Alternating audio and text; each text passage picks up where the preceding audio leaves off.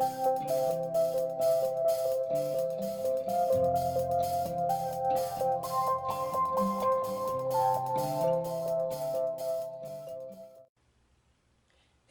this is James here with your Oracle Outlook for the week starting May the 20th, 2019.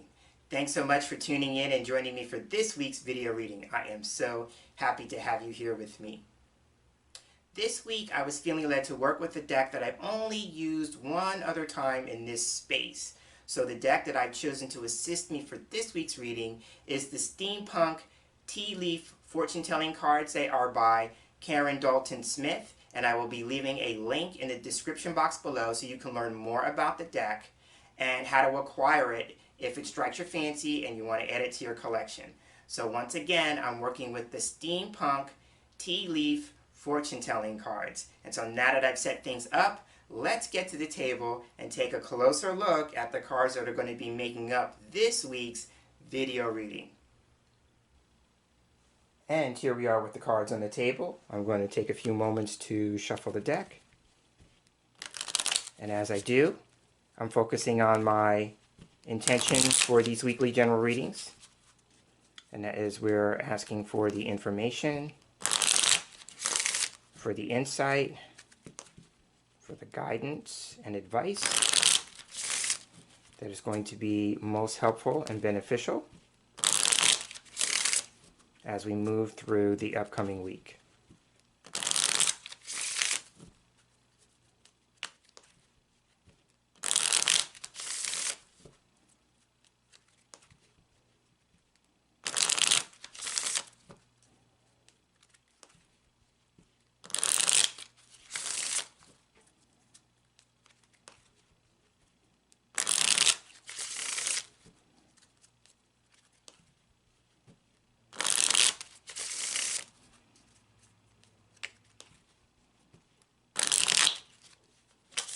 Alright, I'm feeling that's good, and now I'm going to go ahead and cut the deck.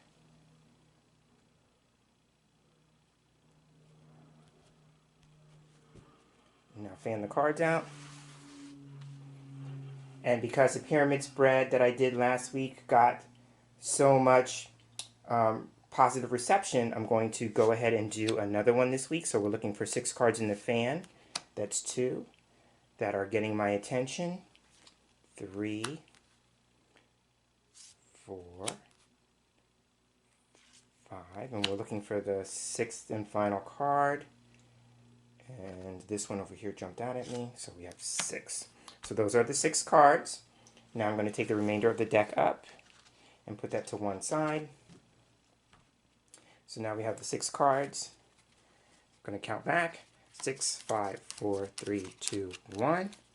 And if you remember, this is how this pyramid spread gets laid out.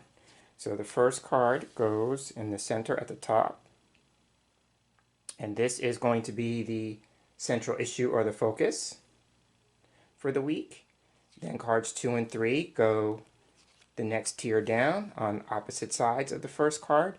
And they represent the factors or issues that are connected to or playing a part in the central issue or focus card. And then we have the foundation or the bottom tier, which is the remaining 3 cards. And they get placed like that. And they represent how the situation, first card, possibly gets played out. Right? And so those are our cards. And so now they're laid out. And now let's take a look at the first card, which is the central issue or the focus for the week. And here we have, I love this. So here we have cards, right? So the first obvious meaning for me is that this can make a reference to the reading itself, because we're using cards for the reading. This could also be a reference to anyone who works with cards this week. So if you happen to be a card reader and it doesn't matter the system, this could be asking you to focus on your study and practice of cards and card reading for the week. Right, so that is one aspect of cards, and that's just because of my personal slant on it. Another meaning for cards is that this could be the week where we are focusing on taking a risk or a gamble of some kind, because people do gamble with cards, right? So this would be the pun, like playing your cards right. How can you play your cards right this week, right? And keeping with that kind of analogy, this could be the week where we are playing the hand that we've been dealt, if that's an expression that resonates with you, right? And basically that just means like whatever the situation that you are faced with this week, and very interestingly enough, all the cards on this card are face cards, but whatever the situation that you're faced with this week, it's just a matter of either playing it out or, you know, just working through it. You understand like, okay, this is just a part of life, or this is just a part of my situation or circumstance, and I just have to kind of roll with it. I kind of have to work through it, those kinds of things. So again, this could be about taking a risk or a gamble, you know, taking a chance on something. And it could even be taking a chance on yourself, right? So there's that, but also we are just, you know, playing the hand that we've been dealt. Another possibility with this card, you know, is about, putting all your cards on the table, right? Which means that there may be a situation in which you're going to have to maybe have a conversation. It could be a difficult conversation, you know, have an honest conversation with somebody. You know, that idea about putting all your cards on the table means that there's no cards up your sleeve, those kinds of things. You are really just sharing all that you've got, right? But it could be in the context of, you know, coming clean, wanting to clear the air, usually represents having some sort of conversation, you know, being upfront and honest, all those kinds of things. So I'm seeing that. And then the last thing that's playing through my head is that, keeping with the gambling analogy, I'm hearing the song The Gambler. So, you know, that part where you got to know when to hold them, know when to fold them, know when to walk away, and know when to run. So this could just be a matter of, you know, going with putting all your cards on the table. It could also be maybe the possibility of keeping some cards close to the vest, right? But that idea about know when to hold them, know when to fold them, it may be like you just got to know when the game is done. It's time to get up from the table and walk away. So again, cards, my first impression with cards is that it's making a reference to the reading itself. For all of us who are cartomancers, and it doesn't matter what system you're using or working with, it may be that you are being encouraged to put some energy, some focus, some attention on your own study and practice with cards. And again, all those other things that I talked about. This may be the week where we take a risk, take a gamble, take a chance on something, someone, or ourselves, or that we're moving through a situation in which it may feel like we're playing the hand that we've been dealt, right? And then the other thing is, you know, putting all your cards on the table, or keeping them close to the vest. You know when to hold them, know when to fold them. So that is cards. So now let's take a look at the next tier, because it will give us some more information about cards and how these two cards are playing a part or affecting the first card. So with the card on the left, we have house. Okay, so now house could be a situation that involves home. So this could be your home life, your personal life, things of that nature. A situation that you have to live with, right? Because house represents the space that we live in, right? It could also be a situation that's close to home. Another aspect of that, going with the close to home thing, is that house can represent family. So this could be a situation in which it deals with family, a family member. If not yourself, there may be a family member. You know, and in this particular deck system, there's no distinction whether it's immediate family or extended family. It could just be anybody that we are connected to in terms of family, right? So there could be that. It could also be having to do with one's comfort, right? So that idea about knowing when to hold them, knowing when to fold them, that idea about putting your cards on the table or keeping them close to the vest, that's all around how comfortable are you. Also, too, when it comes to taking a risk, a gamble, or a chance, how comfortable are you with that? Because house can represent things that we are comfortable in or our state of comfort, right? And that idea about putting all your cards on the table or playing close to the vest, it may have to do with a family situation or a domestic situation, right? Something that is either in our immediate living situation, you know, or something that seems close to home, right? So again, house can represent home, home life, family, It can also represent, this just came to me in the moment, so this also can represent real estate or property for some people. Right? So those are the things that I would attribute to family. So now let's see what's on the other side of that, because that'll be more of a connection to the house card. And here we have candle. Okay, so candle is a situation in which we are seeking enlightenment, we are seeking light, because candles have to be lit, right? There is something maybe having to do with burning the candles at both ends, because there's two candles on opposite ends of the candle holder that are lit. So there may be something having to do with burning the candle at both ends. For me, in this deck, this is a spiritual card. So it could just be a matter of focusing on a spiritual matter, or that the situation in which seems like we're playing the cards or playing the hand that we've been dealt, there may be something of a spiritual nature to that. So there may be this idea about what are the spiritual implications of that experience, right? I'm looking at the image here, and it could just be a matter of we are seeking to be enlightened about a situation in which we don't have a whole lot of awareness about because of the darkened background, right? The thing about the candles being lit, while it can represent enlightenment, it doesn't brighten up the entire space, right? The candles only shed light on a space that we are close to or in, right? It doesn't light up the whole room, right? So it could just be something that we get a little bit of light around, but it's making me feel like this could be a matter of balance. With two candles, it's about balance. But like I said, my first impulse was to think of the expression burning the candle at both ends, right? Now, for people who are card readers, if we go back to cards being about reading cards, this could just be a matter of someone who does it maybe with a spiritual bent or through a spiritual lens, or that they do it with the purpose of helping people become enlightened about issues close to home, that would be house, or issues that they are living with, again, that would be house. Right? Now, if I put candle and house together, this could just be about a situation that we're living with in which we are seeking some enlightenment about. It makes me feel it could be more of an intimate nature, because sometimes I'm seeing the idea of like when we have candlelight dinners. So usually it's to create an air of intimacy or closeness. So it's making me feel like it could be somebody who we have a relationship with in our family that fits that nature. Or it could be someone is gaining some enlightenment about the way they live their everyday life, and it could just be a matter of incorporating more spirituality into that.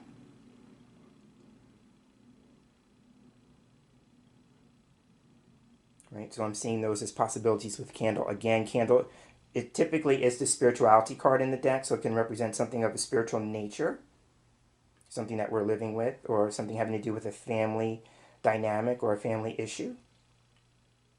And as I'm saying family dynamic, there could be something having to do with a family pattern or something that we've been living with that we get some more enlightenment about. Because it's making me feel with the house card, it could be something like a family pattern or a family cycle, something that we become more aware of in that regard. Right? But it could also be, too, like we are seeking some enlightenment about a situation, maybe one that's close to home or something that we've been living with.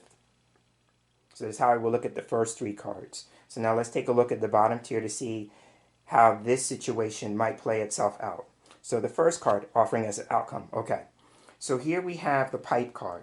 So one of the things here with pipe, because of the figure here in the bottom of the card, pipe can represent an older man. So if we go with the idea that it's close to the house card, so this could represent an older man in a family unit, right? That may be playing a part in the situation, right?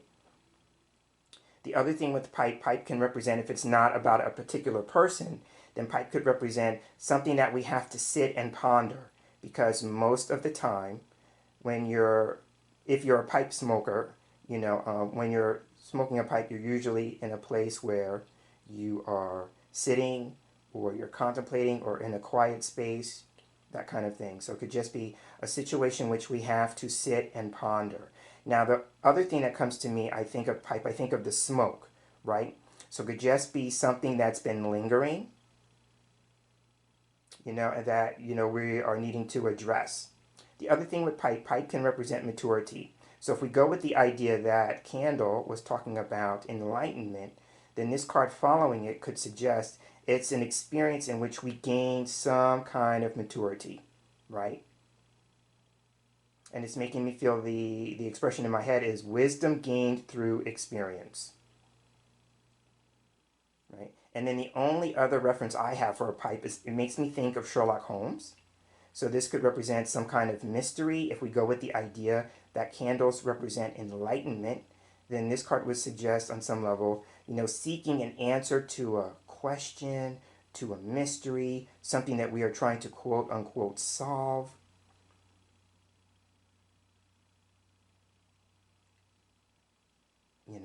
So it could just be a matter of trying to figure something out, trying to solve a mystery.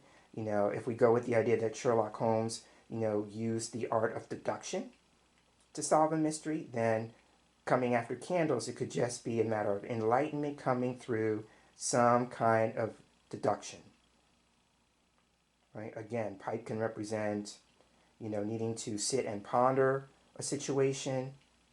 It could be a situation that involves an older man, a situation in which we will gain some kind of maturity, which is a nice way of saying wisdom gained through experience, the experience, especially if we talk about cards dealing with this idea of, playing the hand that we've been dealt, right? Then this card, as an end result, would say there's some wisdom to be gained through having had the experience, right? And then the other thing here could be, again, a mature man in a family type situation. So that is pipe. And now going to the middle card. Here we have bridge. Okay. So when bridge comes up for me, bridge is a card for me that my first go-to meaning of it is we are bridging some kind of gap, because a bridge connects two locations, right? It could also be a transitional type symbol, right? Meaning that it gets us from one place to the next, right? So there is that. If we're going with the idea that cards is talking about, playing the hand that's been dealt, or, putting your cards on the table, that kind of thing, then the bridge can represent some kind of reconciliation, right? So there is that to also consider. Now, if we're talking about maybe a rift of some kind, then this could be about, are we willing to allow water to go under the bridge? Because I'm seeing like letting water go under the bridge. Or that idea of the song Bridge Over Troubled Water, because that's coming to me, right? But my first go-to meaning with this card is about bridging the gap. And so that would indicate on some level there is a gap, space, or distance, and the bridge helps connect that, right? Helps bring those two spaces on either side of the gap closer together, right? And that's a nice way to bring candles back, where I talked about this idea about creating some kind of ambiance for intimacy, right? Especially if we're talking about putting our cards on the table, right? Now, the other thing for me, if I go with the spiritual component of candles, right, because I talked about candles being the spirituality card, and then cards being a card reader, then someone may be using their cards and their card reading as a form of counseling, because for me, the bridge can symbolically represent counseling.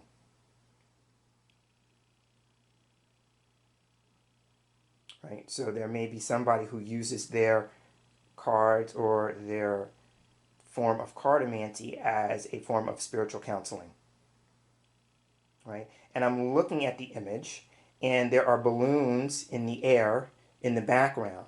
So the balloons can represent ways in which we get to see things from a higher perspective, right? So that carries the spiritual element again in a different way, right? It's about seeking a different perspective, a heightened perspective, that kind of thing. So that is bridge. Again, bridge would represent bridging the gap, some kind of reconciliation, letting water go under the bridge, all those kinds of things. And so now let's take a look at the final card. And over here at the end we have letter. Okay, so letter being the final card talks about written forms of communication. So here we have a card that talks about communication again, much like I talked about with cards, where we talked about putting your cards in the table or playing them close to the vest. That those are forms or phrases that have to do with communication. But this is talking about written forms of communication. So this could be paperwork, documentations. It could literally represent mail. But if we're talking about written communications, this could be email, this could be text. It makes me feel like something that we are being notified about, because this could be notifications.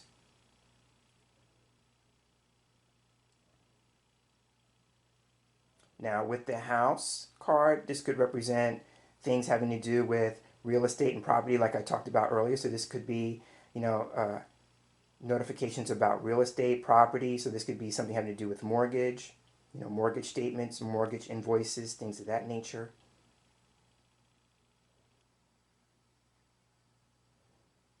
But again, I'm going to go with the written correspondence or written communication aspect of this card. And it could just be a matter of keeping an eye on our inboxes for emails, text messages, things of that nature. If we're talking about this idea about, with pipe, sitting and pondering something, or about wisdom gained through experience, or some sort of maturity, and then bridge talks about bridging some kind of gap, one or the first way that might happen is, and it's a soft way of kind of bridging the gap when it comes to some kind of rift. It's about putting pen to paper, or fingers to keyboard, or fingers to phone keyboards, and we send a text or an email, right? It may be somebody's way of initiating that process of reconciliation, and they want to do it in a soft way. It may be a way that kind of leads up to a face-to-face conversation kind of thing. So let me put the card down and see if there's anything else that I want to say. Okay, so as I put the cards down, if I go with the idea that somebody is focusing on their study and practice of cards with a spiritual bent, or they use cards to gain some enlightenment, right? Then letter could be about taking notes, writing down your readings, keeping some kind of record of what it is that you are gaining some wisdom about, some enlightenment about, but you're taking notes. So this would just be an obvious. I always say to people who ask me personally about my own practice, I have been reading cards for 20 years, and I still, every day, write down my readings in my journal. I write them down by hand. So it could be saying too, like if someone wants to maybe gain some more maturity, wisdom gained through experience, pipe, don't just sit and ponder the readings, it may be like go beyond that and actually take the action step of writing your readings down, right? And if I do that, then bridge connects pipe and letter, right? If we go with the idea that the bridge is something that connects something on each side, then we have pipe on one side, letter on the other. So this could be how you bridge the gap. It could be a matter of going beyond being on this side of the bridge, pipe, and moving over here into this space, right? And then if I go up here to house, if we're talking about card reading and card study and practice, then this is about setting a foundation. Houses have foundations that they're built on, right? And also that, working with the cards until you become comfortable with them, right? It's about working with the cards every day. You're living with the cards, right? The cards are becoming a part of your everyday living experience, right? And then you're laying a foundation, you're becoming comfortable with them.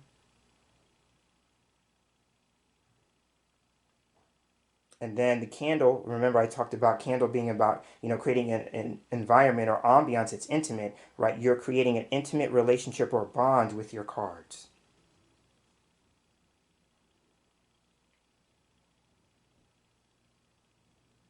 Right, so again, we have two contexts. If we're talking about card reading, then this is about laying a foundation, spending time with the cards on a regular basis, living with the cards, becoming comfortable with the cards. All why? So you can seek some kind of enlightenment, some kind of intimate connection, right?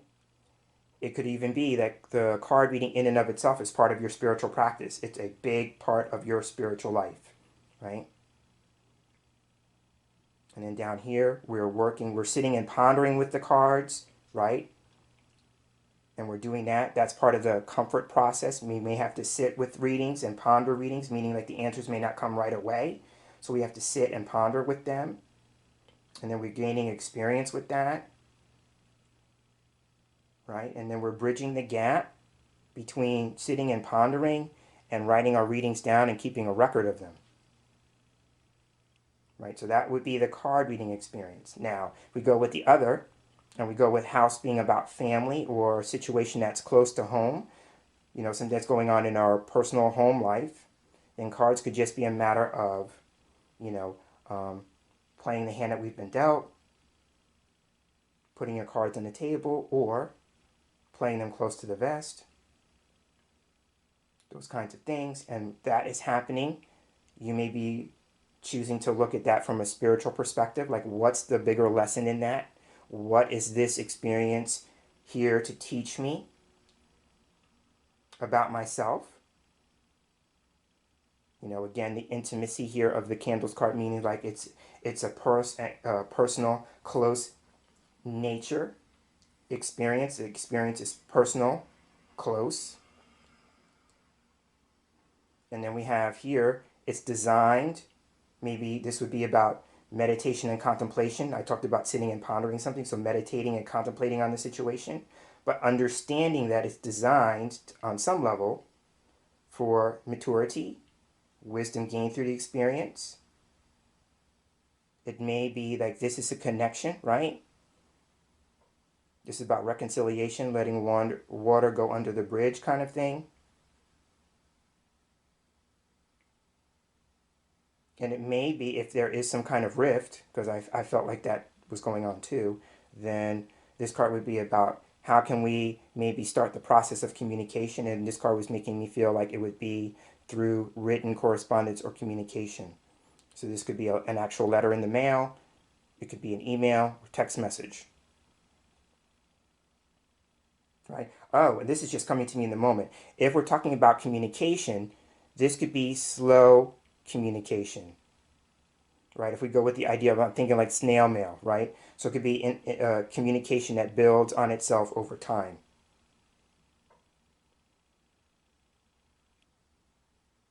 Right, and then the other thing that came to me in the moment that I wanted to point out, this could be also too, going back to pipe, besides sitting and pondering a situation and maturity and gain through experience, this could be a situation that actually involves an older man in a family unit, or an older man who is like family, right? If it's not an actual family member.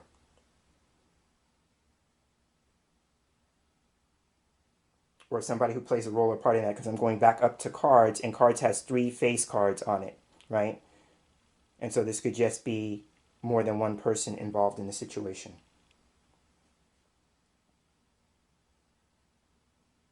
So that is how I would read the cards for this week's Oracle Outlook, and I will close on that note.